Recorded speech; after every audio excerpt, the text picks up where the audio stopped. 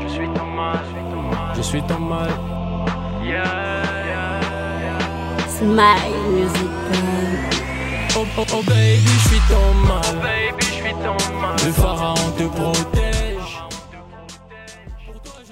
Salam et bienvenue sur la chaîne Afrique Mon Afrique. Si vous êtes à la recherche des informations sur les pays d'Afrique et l'Afrique, vous êtes au bon endroit. Aujourd'hui, nous parlons de l'Algérie, de sa géographie et de son administration. Voilà. Nous allons commencer par la géographie. L'Algérie se situe dans le Maghreb, en Afrique du Nord.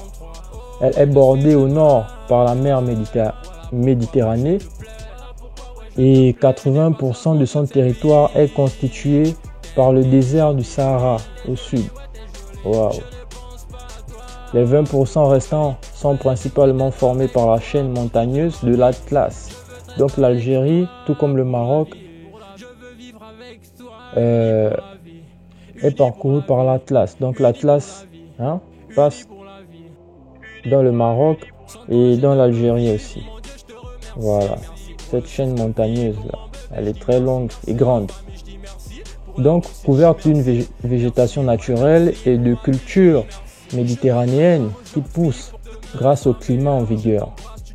Un peu plus de 4 fois plus étendue que la France. Oui, l'Algérie est grand. L'Algérie est le plus vaste pays d'Afrique. Voilà. Il y a souvent des tremblements de terre et des inondations par intermittence dans ce pays. Ok? Voilà. Maintenant, parlons de l'administration. L'Algérie se compose de 48 wilayas. Donc, 48 régions administratives. Nous pouvons citer certaines qui sont Alger, Oran, Tlemcen, Annaba et Béjaïa. Voilà. L'Algérie est une république présidentielle. Ce n'est pas comme le Maroc qui est un royaume. Donc c'est une république, bien qu'elle soit constitutionnellement une démocratie. Des associations ont dénoncé le grand rôle politique de l'armée, tel que le mouvement Barakat en 2014, sous l'égide d'Amira Bouraoui.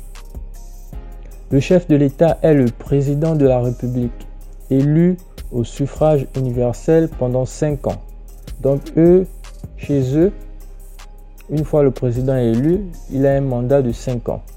Le nombre de mandats n'est pas limité. Voici l'inconvénient. Ce qui veut dire qu'il peut y avoir, comme dans certains autres pays d'Afrique, des dictateurs. S'ils trichent, ils se font réélire, voilà quoi, à l'infini. Mais bon, on n'est pas là pour parler de politique, on est là pour apprendre. Le président est chef des armées et s'occupe des relations à l'étranger. Il préside le Conseil des ministres, signe des décrets, dépose du droit de grâce, conclut ou ratifie les traités internationaux. Il donne des honneurs et peut organiser des référendums. C'est le président qui nomme le président du Conseil d'État. Il nomme aussi le secrétaire général du gouvernement. Il nomme le premier ministre et le gouverneur de la Banque centrale d'Algérie. Oui, parce que l'Algérie a une banque centrale. Ouais.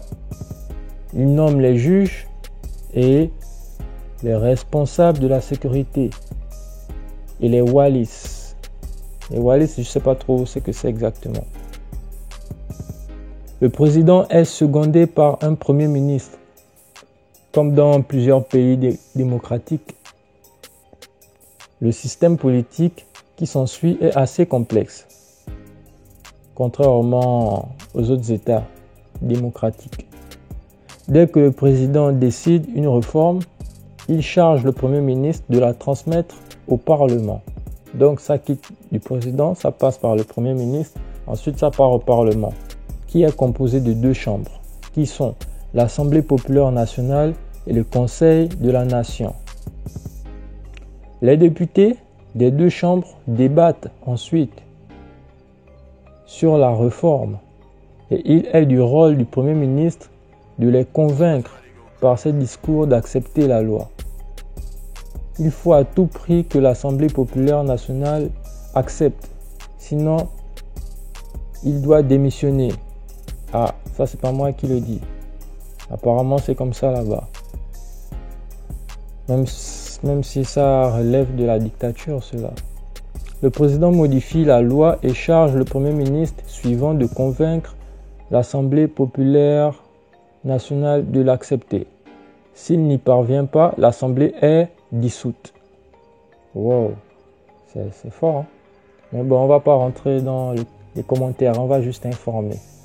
L'Algérie est divisée en 48 wilayas, dirigées chacune par un wali.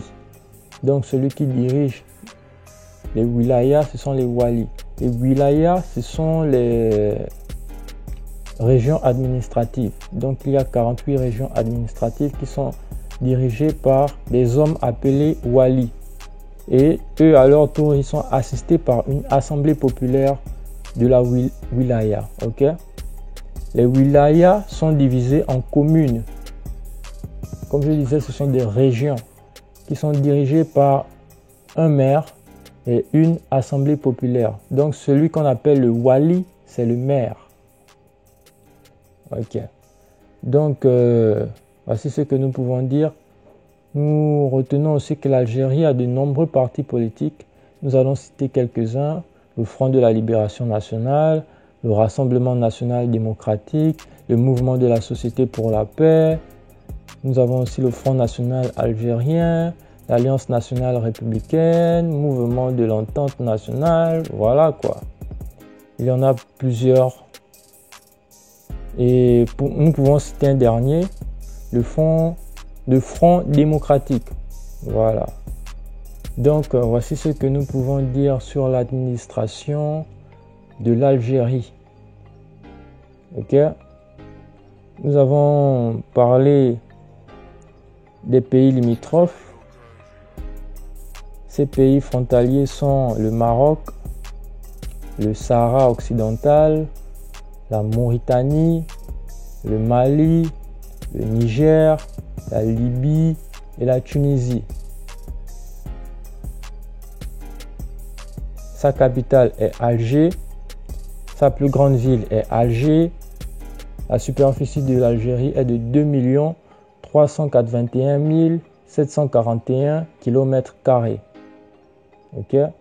C'est le 10e pays le plus grand au monde.